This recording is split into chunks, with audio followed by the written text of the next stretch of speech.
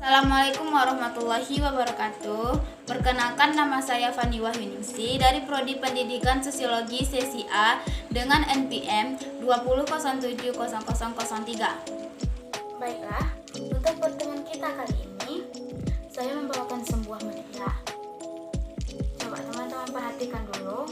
Dengan media seperti ini, kira-kira kita membahasnya materi apa? Tentang materi apa yang kita bahas melalui media yang saya buat? Apa? Ya, betul sekali. Kesenjangan sosial. Sebelum kita masuk ke intinya, lebih baik kita pahami dulu kesenjangan sosial itu apa. Sekarang ini mau tanya sama teman-teman semua, kesenjangan sosial itu artinya apa? Ya, betul sekali teman. Kesenjangan sosial adalah suatu ketidaksesuaian atau ketidaksamaan sosial yang ada di lingkungan masyarakat. Kesenjangan sosial ini ditandai dengan adanya perbedaan atau keterampilan yang ada di lingkungan masyarakat. Baiklah, kesenjangan sosial itu terdiri dari dua faktor. Yang pertama faktor internal dan yang kedua adalah faktor eksternal. Faktor internal adalah faktor yang berasal dari dalam diri seseorang. Faktor ini berupa rendahnya tingkat pendidikan atau rendahnya keterampilan yang ada di dalam diri seseorang.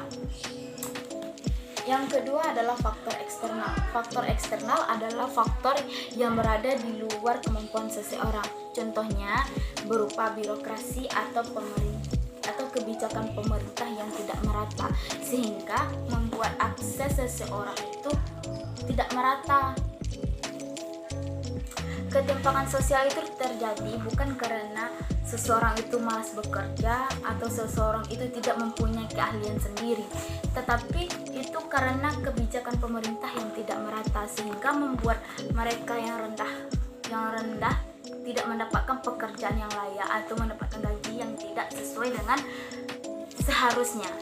Mengetahui faktor-faktor dari ketimpangan sosial, kita sekarang beralih ke dampak ketimpangan sosial. Ketimpangan sosial menjadi sebuah permasalahan yang kompleks yang dapat berdampak negatif pada masyarakat luas.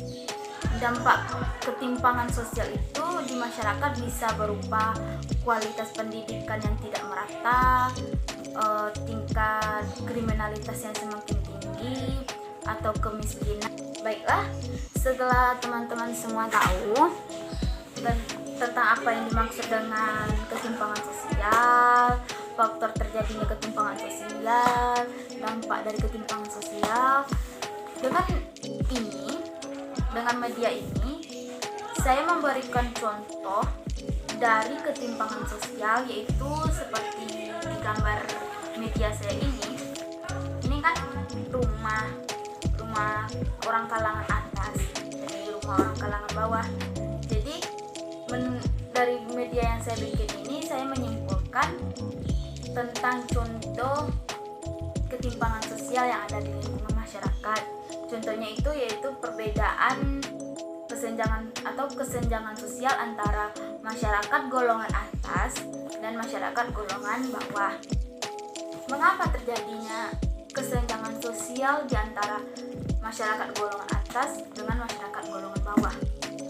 Karena masyarakat kalangan atas menganggap dirinya itu seolah-olah raja dan menganggap masyarakat golongan bawah ini bawahannya. Karena masyarakat golongan atas ini dia memiliki rumah yang mewah dan fasilitas lengkap dan mobil, sepeda motor, sedangkan masyarakat golongan bawah hanya bertempat tinggal di sebuah gubuk atau perumahan kecil dengan mereka berprofesi sebagai bawahan, sehingga mereka dilakukan semena-menanya oleh masyarakat golongan atas. Contohnya tentang pekerjaan, misalnya masyarakat golongan atas ini sebagai bos dan masyarakat golongan bawah ini sebagai bawahannya, dan masyarakat golongan atas ini memberi upah kepada golongan masyarakat bawah ini dengan upah yang minimum, sehingga mereka ini mendapatkan keuntungan yang besar dan merugikan masyarakat golongan bawah, karena masyarakat golongan bawah ini bekerja tetapi mendapat upah yang tidak sesuai dengan keahliannya atau pekerjaannya itu tidak sesuai. Jadi masyarakat golongan atas ini memperlakukan masyarakat golongan bawah ini semena-mena, sedangkan masyarakat golongan atas ini tidak pernah memandang masyarakat golongan bawah. Mereka hanya menganggap sepele masyarakat bawah ini, sehingga terjadinya kesenjangan sosial antara masyarakat golongan atas dan masyarakat golongan bawah, di mana masyarakat golongan atas ini adalah orang yang terpandang dan masyarakat golongan bawah ini hanyalah masyarakat yang berada di bawah standar dia. Maka terjadilah kesenjangan antara masyarakat golongan atas dan masyarakat golongan bawah. Baiklah, media yang saya bikin ini menggunakan beberapa alat dan bahan. Saya akan menjelaskannya kepada teman-teman agar bisa membuat media yang saya bikin. Di sini saya memerlukan beberapa lem batang. Kemudian saya menggunakan lem tembak. Kemudian penggaris sebagai alat ukur dan gunting. Kemudian spidol dan beberapa kotak raka. Kemudian saya menggunakan pisau sebagai membuat jendela. Cara bikinnya yang pertama kita colokin dulu lem tembaknya ke stop kontak. Kita tunggukan panas. Kok nggak hidup? Nggak nyala. Ya. Itu pertama kita beri lem di sini agar kokoh. Sekeliling ini kita beri lem. Habis itu kita beri lem di sekeliling ini agar lebih kuat.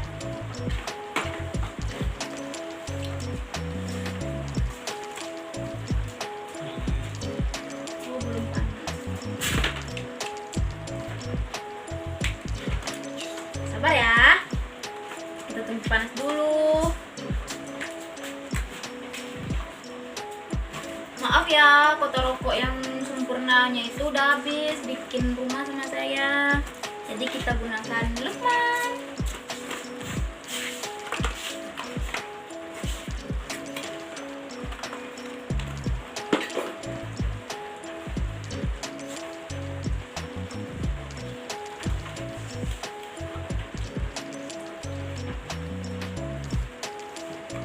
Wow, panas guys. Panas guys.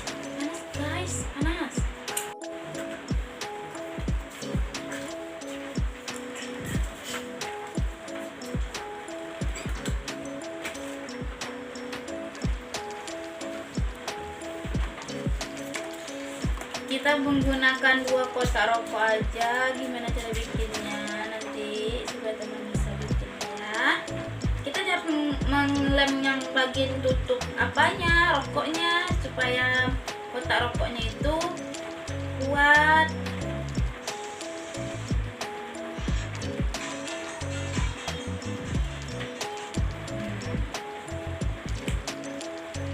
Teman-teman juga harus hati-hati ya menggunakan lem tembak ini, karena lemnya itu panas, sakit. Kita harus hati-hati menggunakan. Kita beri lem di sekeliling ini.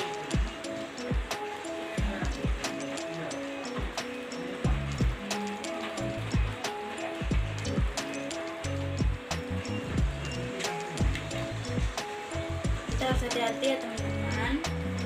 Kita harus mengukur supaya dia bisa.